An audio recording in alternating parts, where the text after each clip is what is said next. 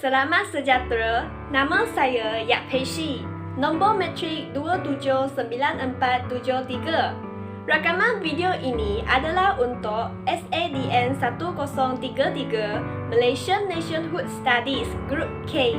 Pensyarah saya adalah Miss Nur Faradiana binti Rosli. Rakaman video ini adalah berkaitan dengan gerakan anti penjajahan nasionalisme, khususnya pemimpin-pemimpin tempatan terhadap kuasa British di Tanah Melayu. Nasionalisme merupakan sikap mental individu dan masyarakat yang merujuk kepada kesetiaan kepada bangsa dan negaranya melebihi kepentingan diri sendiri.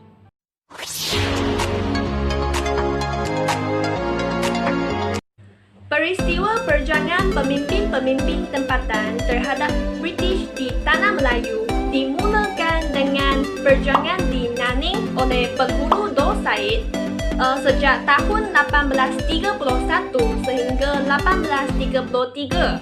Beliau menentang British kerana tidak setuju dengan British meletakkan Nanning sebagai wilayah British. Beliau mengingkari arahan British untuk berhantar satu daripada 10 hasilnya sebagai bukti untuk negeri Melaka. Akibatnya, British menghantar tentera untuk menakluk Nanning pada tahun 1831 dan pasukan British telah ditentang oleh penghulu Daud Said. Pada akhir tahun 1832, seramai 1,200 orang tentera British sekali lagi menyerang Nanning. Pada kali ini, penghulu Daud Said dan pengikut-pengikutnya tidak dibantu oleh sesiapa pun. Akhirnya, tentera British berjaya mengalahkan pasukan penghulu Daud Said. Penghulu Daud Said terpaksa menyerah diri dan dibawa ke Melaka.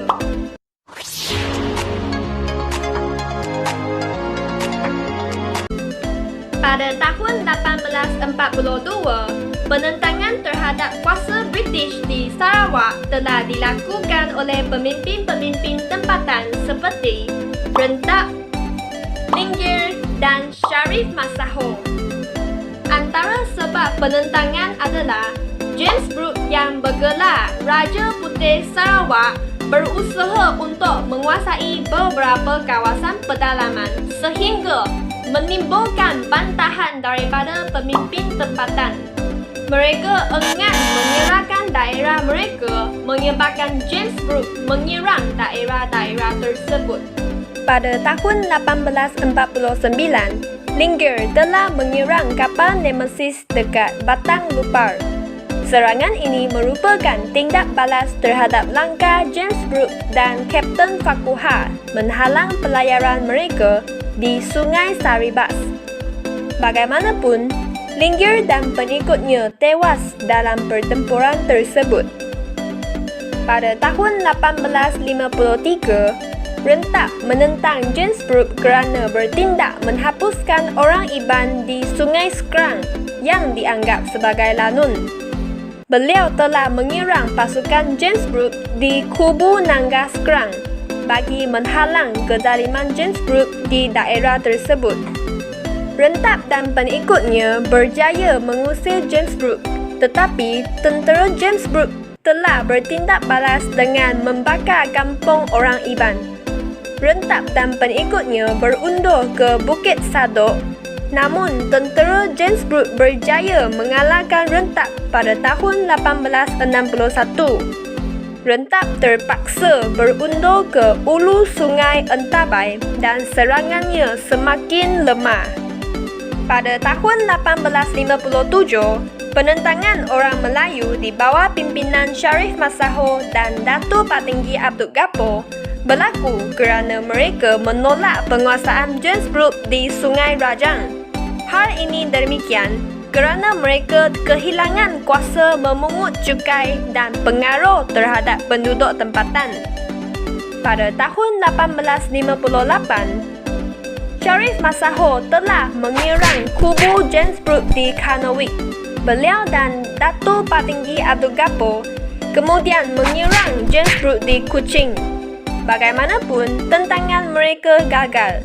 Sharif Massaho melarikan diri ke Brunei, tetapi beliau telah diserahkan oleh Sultan Brunei kepada British di Singapura. Dato' Patinggi Abdul Ghaffar melarikan diri ke Betawi, tetapi beliau berjaya ditahan oleh Belanda dan diserahkan kepada James Brooke.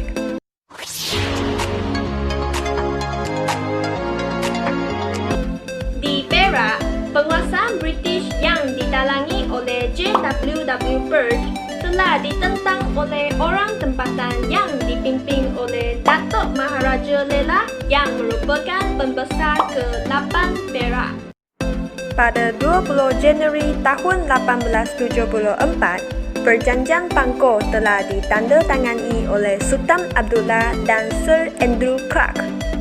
Seterusnya, pada Februari tahun 1875, bantahan terbuka telah dilakukan oleh Sultan Abdullah, Datuk Maharaja Lela dan pembesar Melayu Perak yang lain terhadap campur tangan British. Pada tahun yang sama, Datuk Maharaja Lela juga membuat kubu di Pasir Salak. Pada 21 Julai tahun 1875, mesyuarat antara Datuk Maharaja Lela dengan pembesar-pembesar Melayu di Durian Sebatang menentang Undang-Undang British. Lela pada 12 September tahun 1875, Datuk Maharaja Lela bersetuju membunuh J.W.W. Birch selepas bermesyuarat dengan Sultan Abdullah dan para pembesar yang lain. Pada tahun yang sama juga, walaupun Datuk Maharaja Lela melakukan penentangan terhadap British, namun Sultan Abdullah terpaksa menyerahkan Perak kepada British pada 31 Oktober. Kemudian, pembunuhan J.W.W. Birch oleh Seputum, Pandat Lam dan lain-lain lagi atas arahan Datuk Maharaja Lela di Sungai Perak, Pasir Salak pada 2 November. Gambar menunjukkan tempat di mana J.W.W. Birch dibunuh oleh pemimpin-pemimpin tempatan. Pada 13 November tahun 1876, 500 orang tentera British telah menyerang Pasir Salak dan kawasan-kawasan yang terlibat, menyebabkan Datuk Maharaja Lela dan Datuk Sagor melarikan diri ke Kota Lama. Penentangan Datuk Maharaja Lela dan orang Melayu di Perak diakhiri pada 20 November tahun 1877 dengan perbicaraan diadakan di Matang, Perak. Datuk Maharaja Lela bersama-sama Datuk Sagor, Pandat Lam, Seputum dan Pandat Induk dijatuhi hukuman gantung. Sultan Ismail dibuang negeri ke Johor. Sultan Abdullah, Menteri Nga Ibrahim, Shah Bandar dan Laksamana pula dibuang negeri ke Pulau Seychelles. Dengan ini, Perak dapat dikuasai sepenuhnya oleh British. Pulau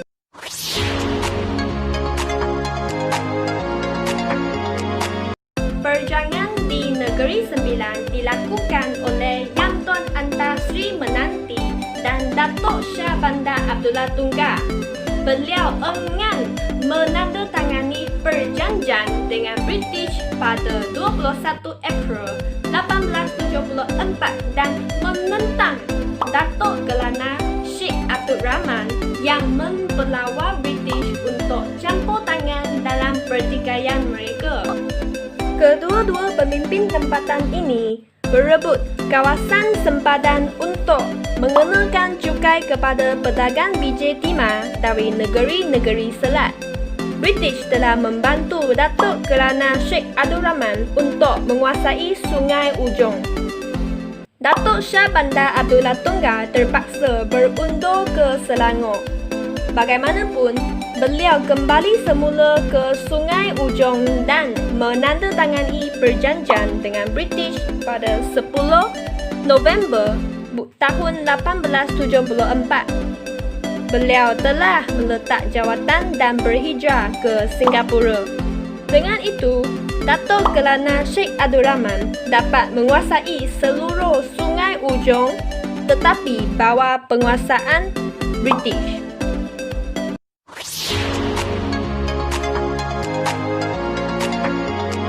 Perjuangan melawan penguasaan British di Pahang telah dilakukan oleh beberapa orang pembesar pada tahun 1888 apabila J.P. Rogers dilantik sebagai Residen Pahang yang pertama. Datuk Bahaman menolak pelaksanaan undang-undang British yang bertentangan dengan adat resam dan sistem politik tempatan seperti sistem kehakiman, pemungutan hasil tanah, yang ketiga, sistem cukai dan yang akhirnya, penubuhan pasukan polis luar. Ini adalah kerana undang-undang tersebut telah menghakis kuasa Datuk Bahaman sebagai orang kaya setia, perkasa pahlawan semantan. Saya akan menerangkan siri penentangan Datuk Bahaman. Pada tahun 1890, Datuk Bahaman telah menentang pembinaan Balai Polis Lubuk Terua, iaitu kawasan pengaruhnya. Setahun kemudian, beliau menyerang British kerana menangkap anak buahnya. Pada tahun 1892, beliau menyerang dan menawan semula Lubuk Terua. Pada tahun 1894, sekali lagi beliau menyerang dan menguasai Kuala Tembeleng dan Jeram Ampai.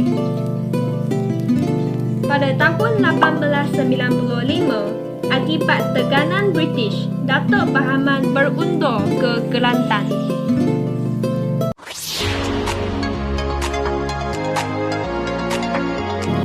Di Sabah, penentangan terhadap Syarikat Borneo Utara British telah dilakukan oleh Mat Salleh, iaitu Pemerintah Tambunan dan Sungai Sugut.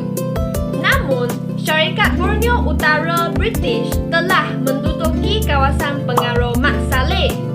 Mereka juga melaksanakan sistem cukai kepala dan surat perahu serta bersikap kasar terhadap penduduk tempatan. Pada tahun 1895, Mat Salleh telah ke Sandakan untuk berbincang dengan Syarikat Borneo Utara British, namun tidak dilayan. Sebaliknya, Gubernur Burford telah menyerang dan membakar kampungnya. Oleh itu, Mat Salleh terpaksa melarikan diri. Pada tahun 1897, beliau dan para pengikutnya telah melakukan serangan mengejut terhadap kubu Syarikat Borneo Utara British.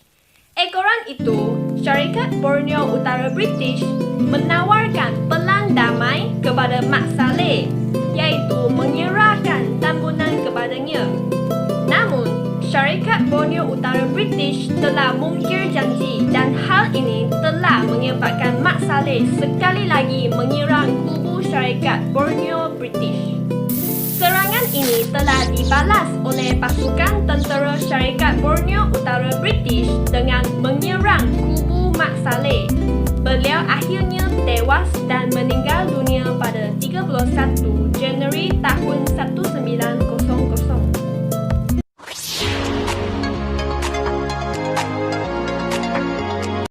Perjuangan di Kelantan dipimpin oleh Tok Jangkut apabila sistem penasihat British telah diperkenalkan pada tahun 1910. Beliau menentang sistem cukai dan enggan membayar cukai. Pihak polis telah diarahkan untuk menangkap Tok Jangkut tetapi mereka gagal. Pada tahun 1915, Engku Besar Jeram, Tuan Ahmad, Penghulu Adam, Cik Ishak dan Haji Said serta rakyat tempatan bersetuju untuk menyerang Pasir Putih dan berjaya mendudukinya. Dengan ini, sebuah kerajaan telah dibentuk dengan Engku Besar Jeram sebagai Raja, Tok Jangkut sebagai Perdana Menteri dan Cik Ishak sebagai Pegawai Daerah. Dengan menggunakan nama Sultan Kelantan, British British telah membawa masuk pasukan tentera dari negeri Selat dengan kapal perang HMS Cadmus yang mendarat di tempat. Mereka memulakan serangan pada bulan Mei tahun 1915 di Saring. Serangan British yang tersusun dan penggunaan senjata yang lebih moden telah melumpuhkan perjangan Tok Jangkut dan pengikut-pengikutnya. Tok Jangkut malah telah terkorban dalam serangan itu dan mayatnya diarak ke seluruh pekan Kota Baru sebelum digantung ke pasar dalam keadaan kepala ke bawah dan kaki ke atas sebagai amaran kepada masyarakat tempatan yang berani menentang British.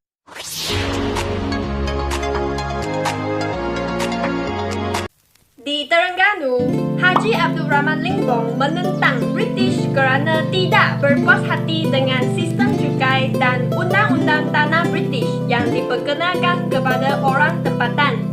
Pada bulan Julai dan Ogos tahun 1922, beliau mengetuai penduduk kampung untuk membersihkan tanah di Kuala Telemong tanpa menghiraukan peraturan tanah British.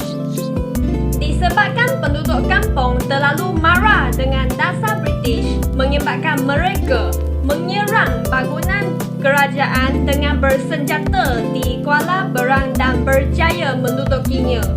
Kumpulan di Kuala Telemong pula bersiap sedia menunggu arahan untuk menentang British. Dengan menggunakan nama dan kuasa Sultan Terengganu, British telah menghantar 3 orang pembesar dengan membawa perintah Sultan untuk menawan semula Kuala Berang serta menangkap dan memburu sesiapa sahaja yang menghalangnya. Cara ini memudahkan British kerana rakyat Melayu tidak akan menderhaka kepada Sultan. Seramai 25 orang polis telah menyerang Kuala Telemong dan berjaya menumpaskan kebangkitan penduduk tempatan dengan mengorbankan 11 orang. Haji Abdul Rahman Limbong pula diserang oleh 50 orang polis yang dibawa dari Singapura. Beliau berjaya ditahan dan dibawa ke negeri Makkah. Sebelum menamatkan rakaman video ini, saya ingin berkongsi dengan penonton datuk saya yang pernah berkhidmat sebagai askar semasa darurat. Dalam temubual ini, saya telah diberitahu pada tahun 1951, beliau berumur 21 tahun, mula berkhidmat di Tambak Johor, kemudian di Batu Bahat dan akhirnya beliau mohon untuk menamatkan perkhidmatan selama 2 tahun di Tangkak.